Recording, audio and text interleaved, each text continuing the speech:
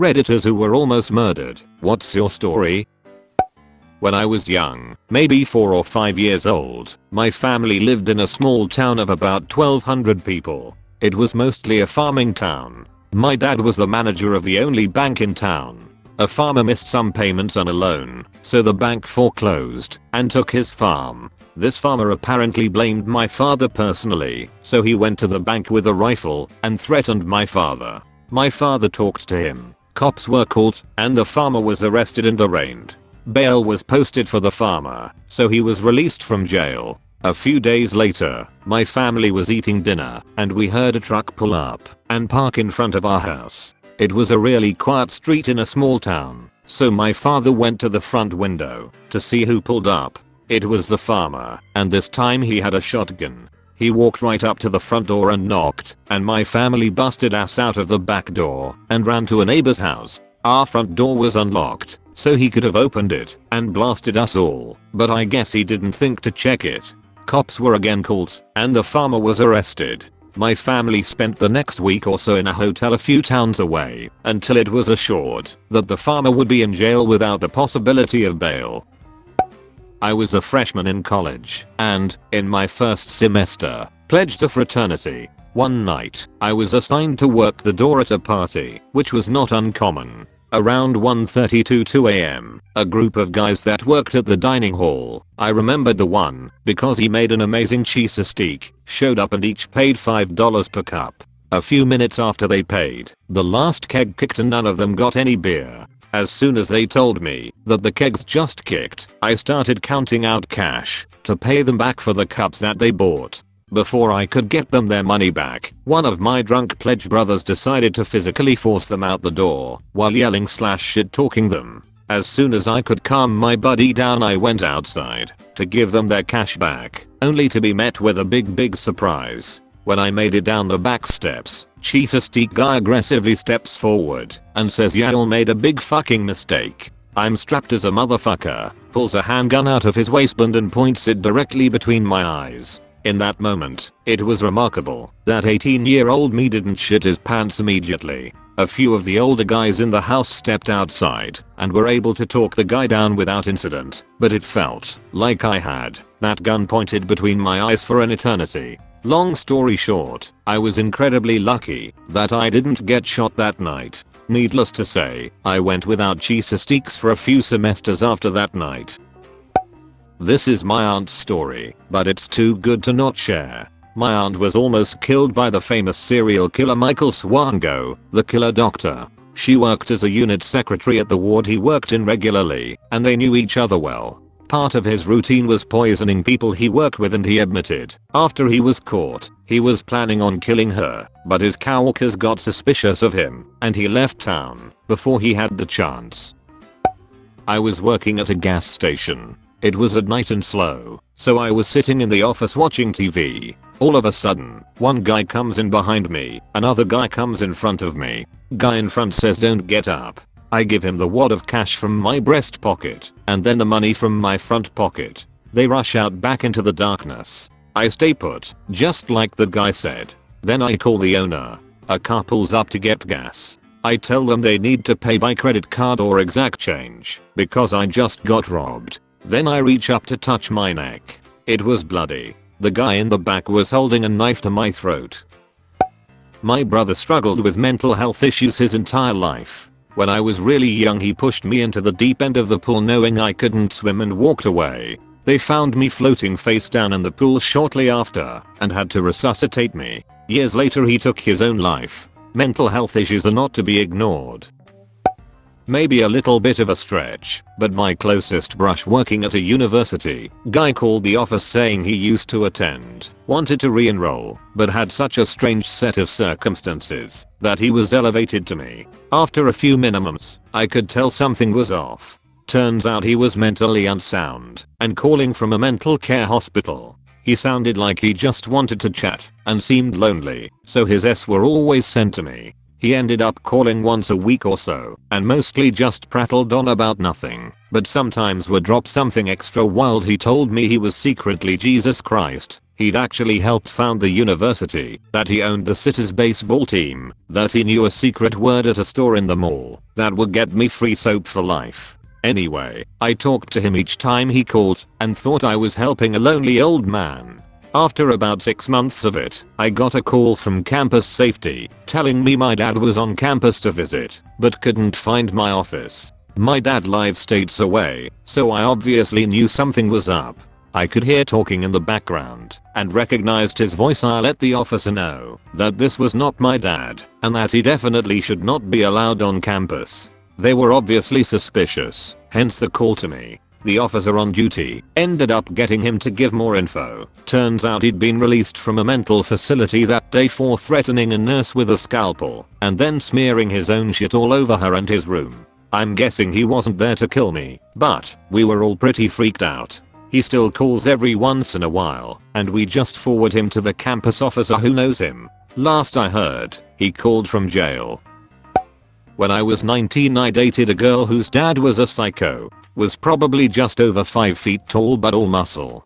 Did a bunch of time in prison for drugs and violent crimes. Once had a guy cut him off in traffic, followed the guy and finally boxed him in, tore open his car door, and held a knife to the guy's crotch threatening to cut his dick off until the guy wet himself. This level of crazy. Didn't find most of this out until after the fact. Me and her lived together in an apartment. I worked afternoons, she worked days. There was a couple hours in the afternoon when no one was there. Had a day off one day and was running some errands. Came home in that time frame when no one was normally home, and her father came walking out of our bedroom. I asked him what he was doing there, and he told me because he liked me, he would be honest. He said he was there to rob us. He was on drugs and was in the middle of a crime spree. Held up a bunch of people in the complex who were entering or leaving the building, then came through our bedroom window. He said he looked around and didn't find anything, so he was on his way out.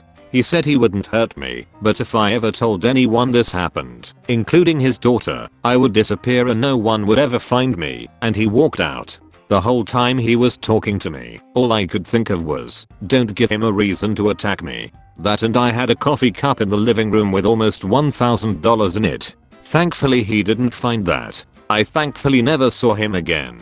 My relationship was on the rocks and this gave me the needed push to get out of there. I never told anyone what happened until after he died.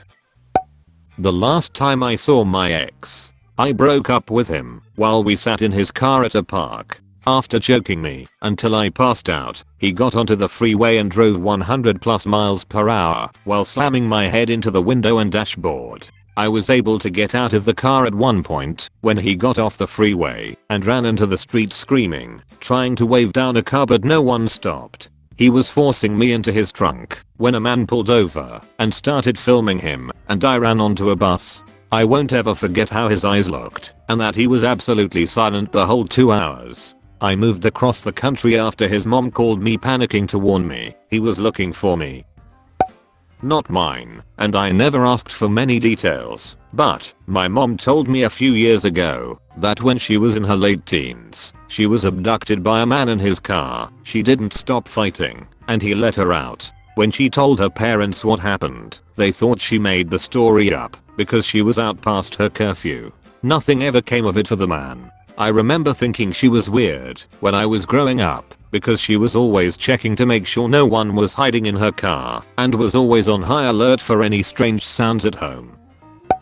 I've told this before, but I witnessed a murder directly in front of me while I was sitting in my Jeep with the top down. 2 guys were arguing on the sidewalk. I was just sitting there. They knew I was there and didn't care. One guy pulled out a homemade shank from his pant leg and straight armed it into the other guy's eye. I will never forget the crunching sound when that blade went into his face. The murderer looked at me once and bolted. I ran up to help, but the guy was fucked. Blood spouting out of his eye in gushes, and he was moaning horribly. He died as the ambulance arrived. I was the only witness and nearly testified in court, but the guy pleaded guilty and got 15 to 25 years. Still have nightmares about that 25 years later. I posted this story before on another thread once, but here goes. When I was in high school, a random new kid started stalking me. Like following me home from school. I'd see him outside my house. He'd stand by my locker at school. He was weird. Told my counselor, but they didn't really believe me. Told a teacher I was close with, and he talked to the principal. They said they'd watch out. After about a week my boyfriend was pissed the school wasn't helping me. He confronted this kid and they almost physically fought. Finally, he got kicked out of school, and about a month later, less than 3 miles from my house, he strangled a girl my age, who also went to my school, and dumped her body in a field. I was about 18, female, and just moved to the city for university. Driving near downtown, and I see police lights behind me. I pull over, and a man in plain clothes gets out of an unmarked car, and when he is close to my window I see another man getting out the passenger side also, in plain clothes walking up to the other side of my car. I freaked and flooded out of there. I think I ran over their foot, then I went the wrong way down several one-way streets, and ended up driving an hour away in one direction cause I was afraid they would follow me. I called the police, to make sure they hadn't actually pulled me over, which they hadn't. They never found the guys. Not sure if this counts, but I was 11 and meeting my friend on a bridge in town, and when I got there were these two 19 over 20 Y/O guys who were there to mug me. Pretty sure my friend had set me up as some kind of initiation or something. Anyway, things got incredibly weird when I didn't have anything that they wanted, and one of them just kind of flipped out and got very aggressive. I was put in a headlock and pulled to the side of the bridge and told that if I cried or made any indication that I was scared, that he would throw me off. Some beer man, such nonsense. I was terrified, so of course I teared up, and as he was pushing me into the barrier my friend, who had been silent the whole time, screamed like a proper scream and shouted at me to run. The scream had distracted them for a second, so I pulled out of this guy's grip and ran. Me and my friend split directions and they gave chase to me instead of him, but luckily for me there was a police car at the bottom of the stairs next to the bridge with two cops having their lunch break. I bundled straight into the back of the police car, and when I looked up, the two guys were now running in the other direction. I think the intention was to really scare the crap out of me, rather than anything more serious, but to me, 11 at the time, it felt very real. Safe to say I never spoke to that friend again. I was 13 years old. My friend and I were out skateboarding, and for some reason this one woman got really angry that we skated on the sidewalk in front of her house. She began screaming incoherently, and we just laughed it off and kept going. My friend went one way and I went another. A minute later, I'm still just riding on the sidewalk to get back to my house when all of a sudden the woman yelling from before pulls up beside me in her car and starts screaming again. Full disclosure, I replied with some expletives and told her to get away. I continued riding, and she just drove slowly beside me while continuing to scream. The woman eventually drove off, but then she did a U-turn and came back towards me. I expected her to just pass by and go home, but then I noticed she was actually driving directly at me. I froze and just watched her car come at me. Eventually my brain decided I had to move. It was literally like a movie and I dove away just as the car drove over where I was standing. I don't know her exact speed, but if I had to guess it was 30-40 miles per hour. She just continued driving, and I sprinted home. She was later arrested and pleaded guilty to assault with a deadly weapon with intent to kill. My ex-stepfather is bipolar. After my mom left him, he had another manic episode.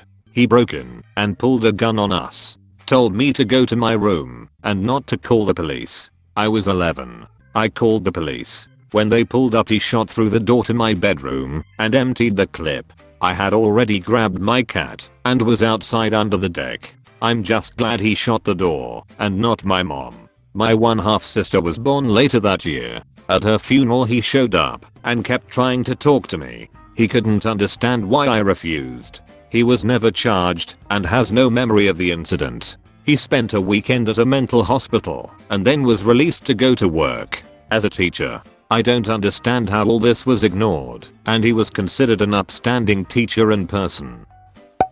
My ex and I got into an argument because he had become abusive, and I told him I was going to tell his family what he'd been doing.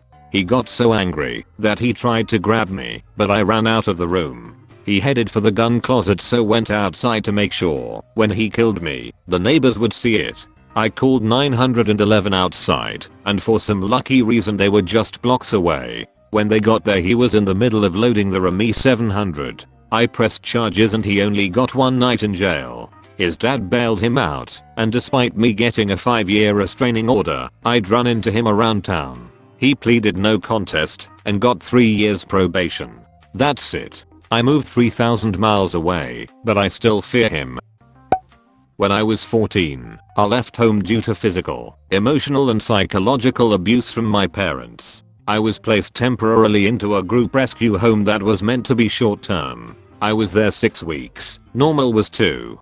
During that time, I saw a bunch of people come and go, most of them scared kids like myself. Because I'd been there longer than the standard 2 weeks, they'd moved me into a small private room in the back of the house. I either stayed in there or sat in the backyard and read books. I tried hard to be quiet and non-threatening, and had actually started to make friends with some of the other residents. And then there was Ernesto. He was close to aging out of the system, and was in the home as a last-ditch effort to keep him out of jail. He'd had issues in every foster home he'd been in, and his caseworker was doing her best to keep him sheltered until he could go into the military at 18. For whatever reason, Ernesto was incredibly threatened by me and made his dislike abundantly clear.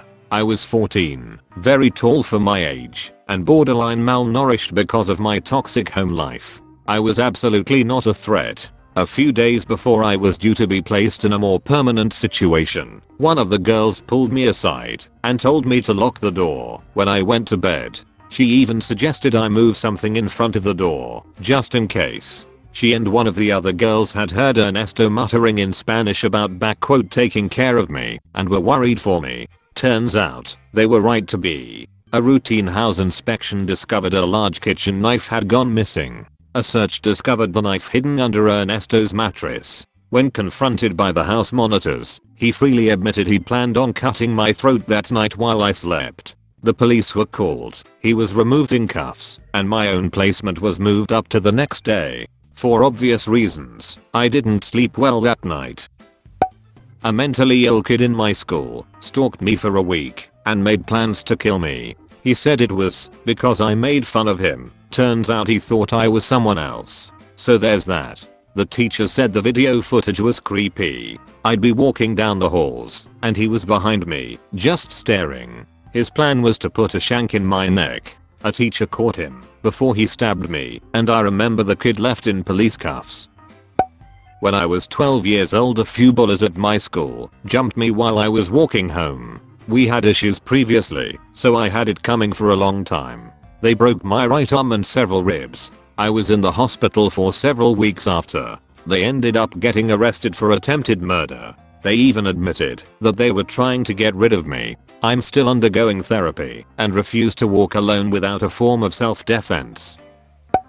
Once when I was 12, my parents and I were on a hike. We were almost back to the car, and there was a drop off to the left. All of a sudden, a bullet whizzed literally right by my head. It was close enough that I could hear it going by my ear. Several more bullets came by. We had to duck and run the remaining quarter mile. Turns out some dumb military kids posted their targets above their heads pointing up to a hiking trail. It was technically an emergency access road, but local folks used it to hike on frequently, to the point you couldn't hike it without running into at least one other group. I've never seen my dad yell at someone like he yelled at them. So I was backpacking in South America and was getting a bus between cities in Brazil. As you may know, night buses are routinely robbed, and I was unlucky enough to be on a bus at this time. Being the only 4G person on the bus, they obviously rinsed me dry. Passport, cash, phone all gone. I was then locked in the luggage compartment till they had left the scene, all while having a gun pointed at me. Now that sucked. What sucked even more was a week later when I was getting another bus and it was robbed again. Again they went straight to the only foreign person on the bus, who didn't speak Portuguese, and demanded all the stuff the previous robbers stole off me. I was pretty much crying with a gun in my face as I had nothing to give them. They took me outside the bus, and I thought for sure I was going to be killed, but again they locked me in the luggage compartment while they robbed everyone else. I booked flights from then onwards. I don't know if this counts as an almost, because you never know how far your abuser was willing to go. But when I was a kid, I pissed my dad off, and he started strangling me. Like, really strangling me. I don't know what made him eventually stop, but I'm glad to be alive and okay. I even thought it was my fault for years, but there's no excuse for a grown man to try to strangle an 11-year-old girl to death because she wouldn't stop whining about a toy she wanted. About 10 years ago, 5 men I've never met before decided to beat the living shit out of me. I tried to run when there was nowhere to go. I tried to defend myself and was knocked out cold pretty fast. I'm pretty sure they thought I was dead because when I was noticed I was still passed out. Don't know for how long. Turns out my former friend's wife thought her husband was paying a bit too much attention to me and decided to give some guys booze in exchange for taking care of me. I was staying at the Extended Stay America in Brooklyn Center, Minnesota in the summer of 2018. Had my dog outside to go potty, and as I was walking her back inside, a car pulls up and stops. Just before I can open the door I hear, "Hey, nice dog."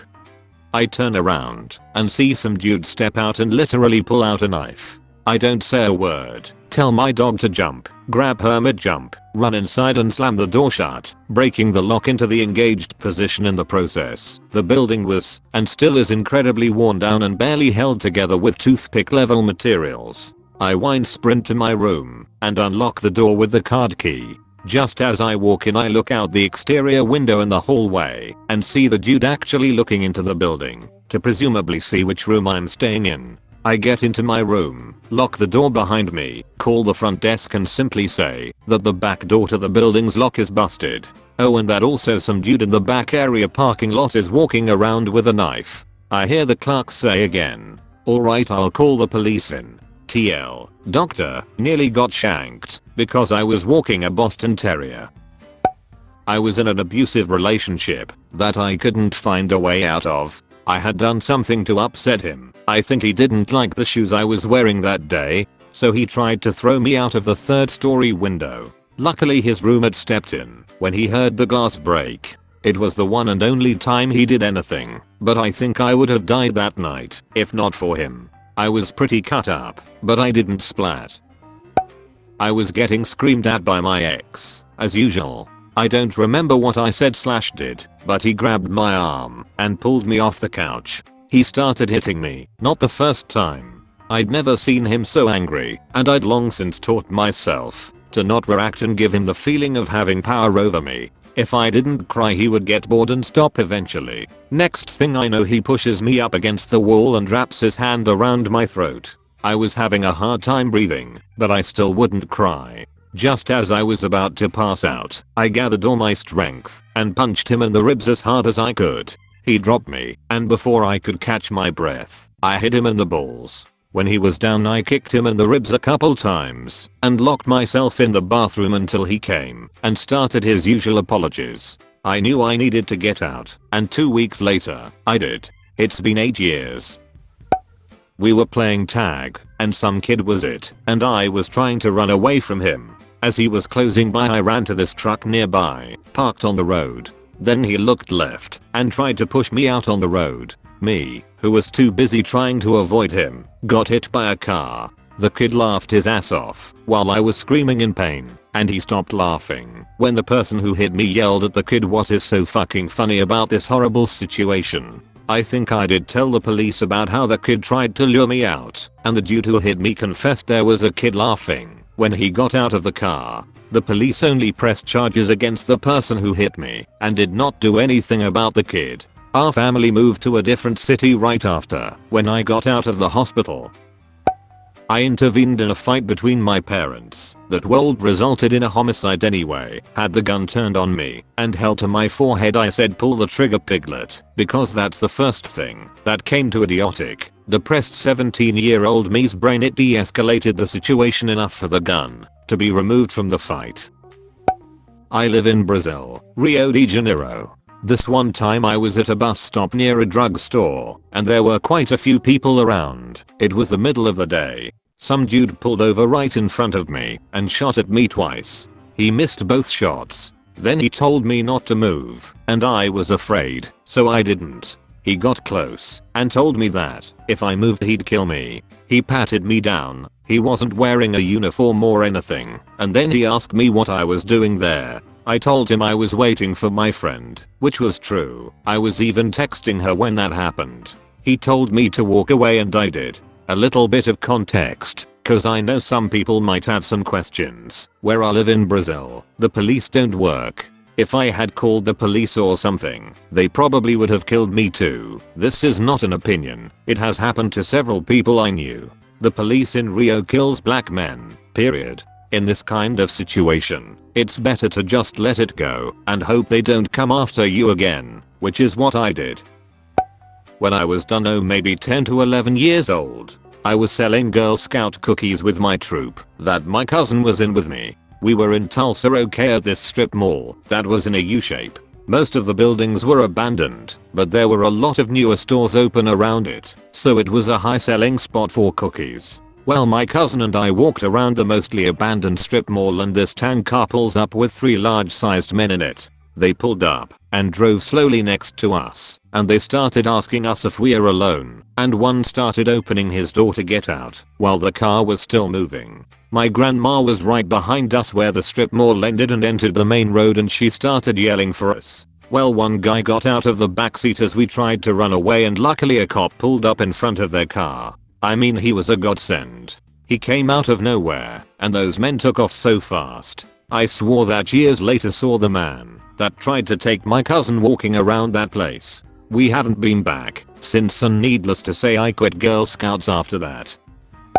I've told this before, but when I was a kid, probably around 2nd grade, our house got robbed and my mom and I came home while it was in progress. For whatever reason, she decided to go in and interrupt them. She grabbed her gun, didn't shoot, yelled at them to get the fuck out of my house, and then we drove off in a hurry to the corner store to call the cops. This was before cell phones. Less than 2 weeks later, my mom and I are sitting in the living room on the couch, our backs to the front door. Someone drives by and fires about 6 or 8 shots into the front of our house. Thank God for a steel front door. The cops came and said they didn't think the 2 incidents were related. I met a guy who went to school with my sister, so I didn't feel like I needed to worry too much about him. However, he got very weird after 3 dates, like asking if I'd be friends with his ex, would he mind if he kept her nude pic on his computer screen, etc. I ended it quickly and felt creeped out. He went into a depression and I promised to help him set up a profile on a dating site to just get rid of him. A year later he texted me and thanked me, saying that he'd gotten engaged. 6 months later it's all over the news. His new wife didn't feel safe around him, so she'd locked him out of their newly bought house. He broke in and shot her, then took the gun to his head. They both died. I almost feel like I killed that woman since I started his dating profile, and I feel bad about being thankful it wasn't me. Happened 12 years ago and it still haunts me. My now ex-boyfriend wanted a gun. I grew up shooting and know enough about guns and gun safety to know he wasn't mature enough for a gun. I told him not to get one, but on his 21st birthday, he went out and bought one. He was so proud of that thing and would constantly take it apart and clean it. One night, he's sitting on the couch across the room from the TV, cleaning his gun at the long end of the coffee table. I'm perpendicular to him, sitting on the floor, crafting at a short end of the same coffee table. Suddenly, the gun goes off. I freak the fuck out. My ex is sitting there, looking stunned. He shot the goddamn cable box. For some stupid fucking reason, he thought it was a good idea to point the gun and dry fire it. He was convinced it was unloaded. He initially aimed it at my head. I was engrossed in my crafting and didn't notice. Thought better of that, and aimed it at the TV. Thought better of that, and aimed it at the cable box, and fucking shot it. It went through the cable box, then through the walls parallel to along halfway, and ended up in a closet wall. Fortunately, none of the rooms were occupied, and it didn't go into an adjacent apartment. I was expecting the police to show up, but none ever did. That fucker almost shot me, and I was too dumb to nope the fuck out of the relationship for a couple more years.